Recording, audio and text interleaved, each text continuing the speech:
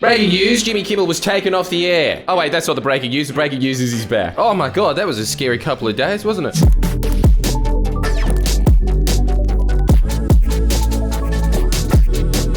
And what's also scary is my brand new show about aliens, of which there's limited tickets for Brisbane. I think Townsville's sold out. Cairns, there's some tickets there. Sydney and Melbourne is next off the chopping block, so make sure that you get them. Otherwise, you'll never, ever be able to see it again, much like Jimmy Kimmel, which would be a sentence that would be relevant if it wasn't for this breaking news, which is that ABC folded. Oh, man. Wouldn't it be great to have 400 Hollywood celebrities at your beck and call? I feel like that's a bit of soft power, don't you? The entire US propaganda stream, all the entertainment wing. No, we need Jimmy to promote our films.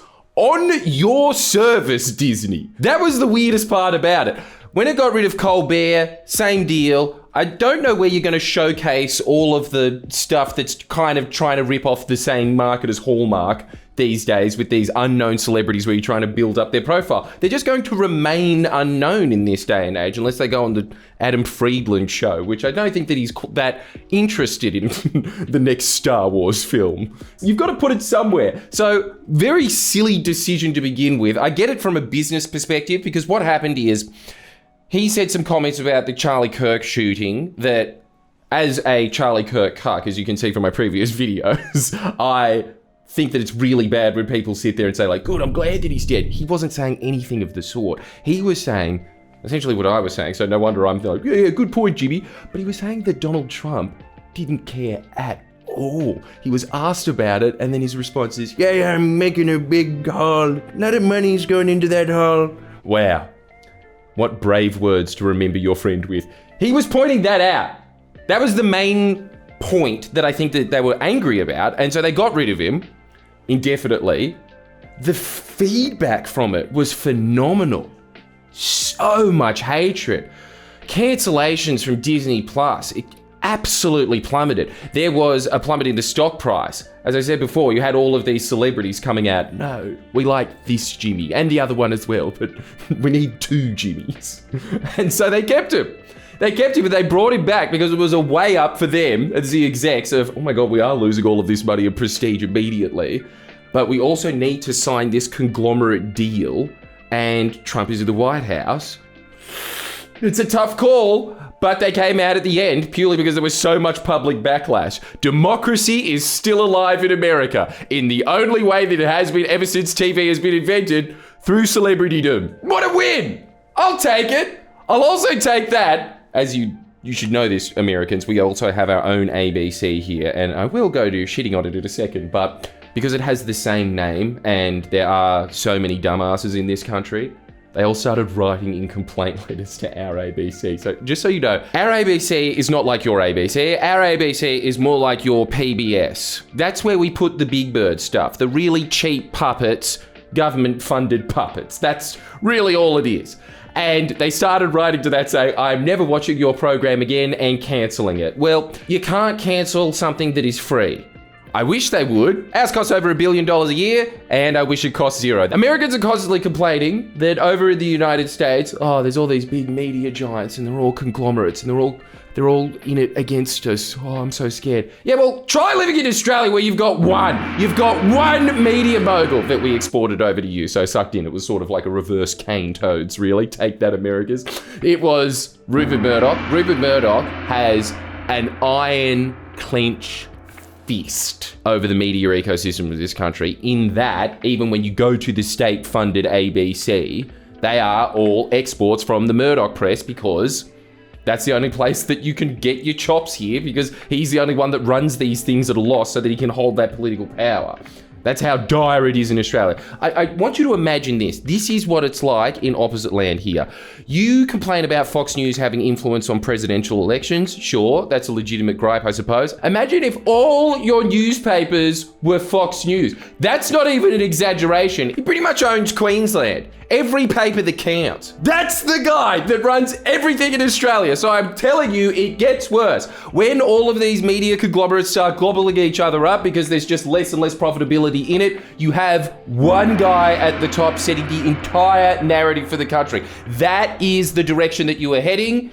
Thankfully, though, you've got good people like Ben Stiller holding the vanguard of truth and justice. And it worked. For now. That was kind of a trite little couple of days, I'll say that. But I am also kind of sad about Trump not being able to smite two enemies at once. It's pretty boss.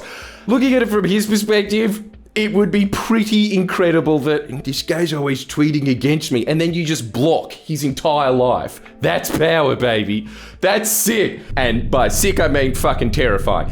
But back to Australia, where there's good news because we have a competent government in power, and as a result, I just really like dancing in front of Americans. Our democracy's sick. What's happening in Australia is the Australian Labor Party, the current government, has just announced their climate targets for 2035. Some of the most ambitious in the world, 62 to 70% reduction. To give you an idea, because this is something that you had all of The Guardian, all of those woke greenies endlessly complaining about when they announced their 2030 targets. 43% is the bare minimum. It's not good enough. These are the catch cries of somebody that I'd like to say, this is in pure political context, right? Don't know what the fuck they're talking about. Australia is a very wide continent with a very sparsely populated centres. Most of these places, other than Sydney and Melbourne, I think should just have a country target. They don't deserve a target. There is nothing here. So the target, obviously, is very difficult to reach, especially when you have 100 years of infrastructure built off of coal, because Australia has a lot of it. You have to decoalify all of that. You have to put in all of these smart grids that go across these large stretches. It is an engineering feat. You can sit there and pretend, this is all about corruption, that they didn't get to 100% by 2030. No, it is just impossible. It is impossible. And Labor is achieving the impossible by reaching their target of 43% by 2030. That is a phenomenal accomplishment. All because of the competency of Chris Bowen, basically. That is one of the most intelligent people in Parliament. I'm so happy that he has this portfolio.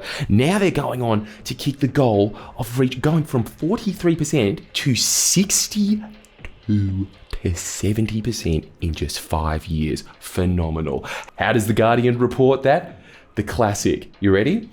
When they're about to announce their targets, this is what they're saying. An authority consultation paper on the target last year suggested a reduction of at least 65 and up to 75% would be ambitious but achievable. So to set the backdrop, this is always what they do. They think that Labor is not going to announce those targets because when they say this is borderline impossible, but you can aim for it, they're thinking that the government's going to wind that back a bit and think that there's no chance and not announce something that ambitious.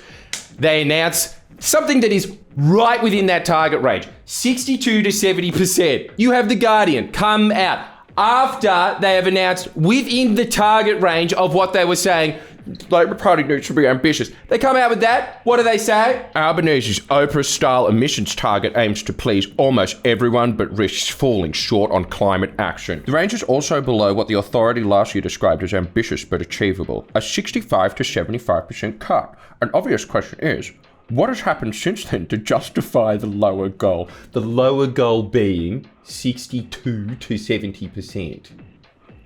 Within their range. Shut the fuck up. What did I tell you? Whinge merchants. It is exactly what they did with the Great Koala National Park. When the Great Koala National Park is announced on the very same day that this huge environmental accomplishment, this is up there with the Great Barrier Reef National Park, this is up there with Kakadu National Park. Great Koala National Park is going to save hundreds of species from extinction. One of the greatest environmental accomplishments of this nation. They come out and whine about koala deaths on the same day. Filth. Absolute filth. They're doing it with these target emissions now. These are some of the most ambitious target reductions in the world. And to keep their Greens donor base that keeps giving them their donations, to keep reinforcing their shit worldview that they're smarter than everyone that actually does something of substance and impact in their life, they immediately move the target. They did exactly what we said they should do. Not good enough. Like that. Aren't they? This is why I'm constantly whinging about the whinge merchants.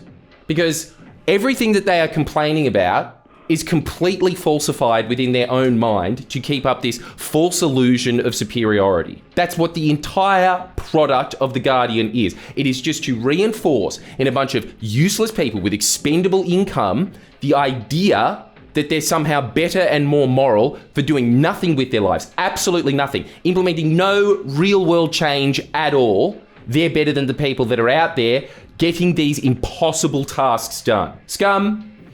Absolute scum. Well done, Jimmy. I'm glad that you're back. I promise I'll watch you more. And make sure that you watch me, Cairns and Sydney and Melbourne.